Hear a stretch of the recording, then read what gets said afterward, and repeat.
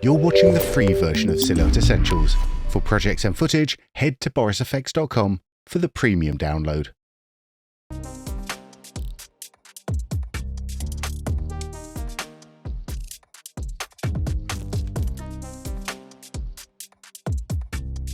We're back talking about motion tracking in Silhouette, and we're going to look at the second type of tracker we have here, which is the planar tracker.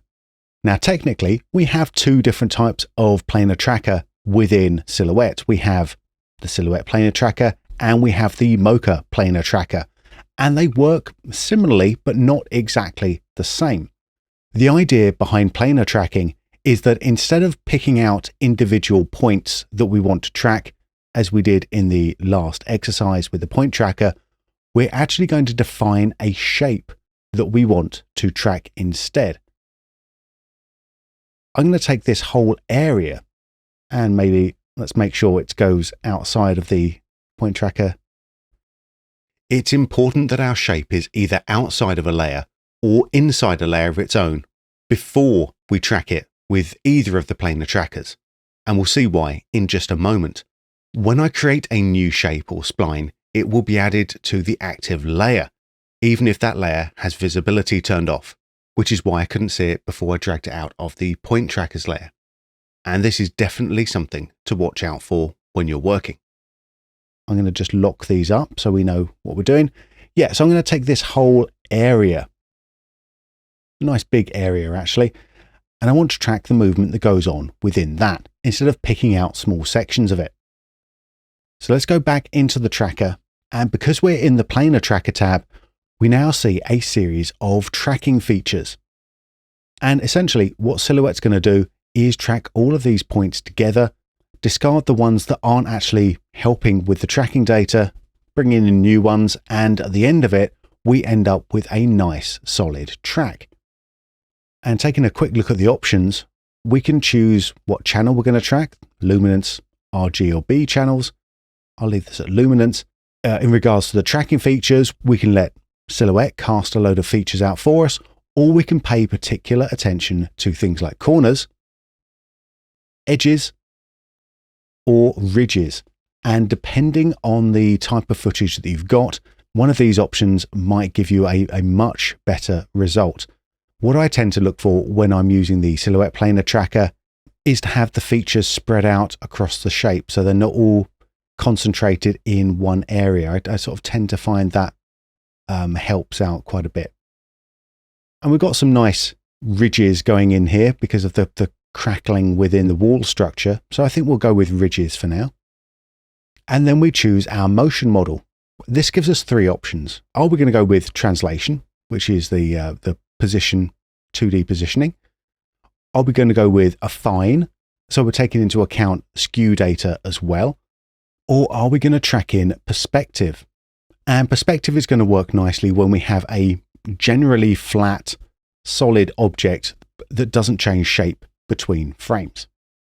So a wall, generally speaking, isn't going to be changing shape from one frame to the next, whereas a t-shirt or a soft body part may actually sort of flex and shrink or grow as it starts to move around. We don't really need to go into the details for the rest of these things here. We'll just leave all of that at default and track forwards. And we can see that tracking points get discarded as they're needed. And at some point it will just stop. And it will just stop when it's not confident of the motion of the plane anymore. This could be because we have, areas of the shape that are going out of frame, or we could be getting like quite a lot of motion blur, something like that. So what I could do is, let's go to the frame just before our tracking failed. Right click and add a key on our shape, which is the square one. And let's move forward. And maybe we'll just reposition this up here, somewhere where we've got, a lot of information still. Could even bring that out a little bit more. Go back into our tracking. You can see we get new tracking data coming in. Now, before we track this through a bit more, one other thing happened. And you get extra bonus points if you saw it happening. Unlike with the point trackers, which stored data directly in themselves, the planar tracker stores data within a layer. We didn't have a layer available when I started tracking this square. So what Silhouette did was automatically create up a layer for me. And this is where the tracking data is being stored. All right, so we track this forwards a bit more now. And when it gets to a tricky point again, where it's not sure whether it can confidently support the tracking data, it's going to stop again. That's a nice little, stop gap for us. So we don't end up with, reams of bad data. I'll do the same thing as I did before though. Go to the frame just before it stopped. Add a key onto my shape. I like using the timeline to add a keyframe because I'm explicitly doing something. But we can, of course, just add a keyframe by making any movement to this shape, even if it's just nudging it 1 pixel to the left and then back to the right. Anything we do to add a keyframe will be just fine. And because we are doing planar tracking, like all of this wall here is moving with the same relative motion to the camera. And let's just track that through a bit more. And that should be enough to get us to the end. Excellent. So let's go to our object list. I'm going to go to the layer that was automatically created, and I'm going to call this one Planar Tracking Data. If we take a look at the track data it's given us, we have 5 points. We have the center point and we have corner points. Let's zoom out so you can see that a bit better. So we have the center point of the layer, plus we have corner points for the layer as well. And those are all moving through nice and smoothly. All right, let's come out back into here so we can have a little check. Okay. Hit F to fit to viewer, and we're back again. Now there is another way of checking the quality of this tracking data, and that's by using it to stabilize the viewer. So if I go up to the top of my viewer here, I've got a stabilize button, and I can click on this and we can choose what we're going to stabilize around. At the moment it's set to none, so it's turned off.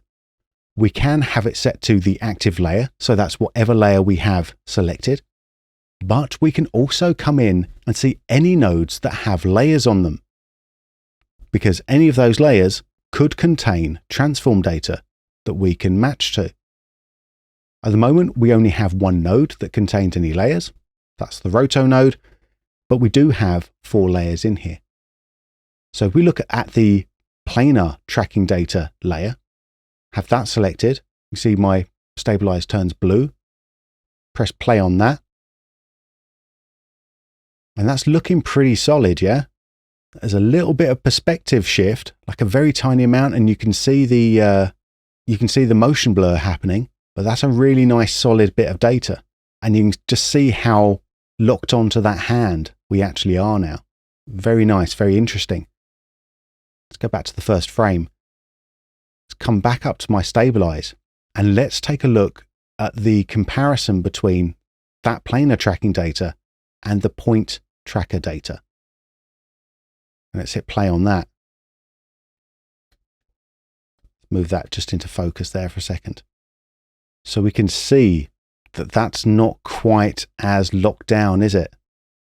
For one thing, we weren't tracking the perspective. So we've got a lot more sort of perspective wobble. And there are a couple of moments where the point tracker was a little bit unsure of what was going on. So you can see a tiny bit of drift there as well. But the big difference here is obviously going from just a position, rotation, scale stabilization to going to a full perspective stabilization.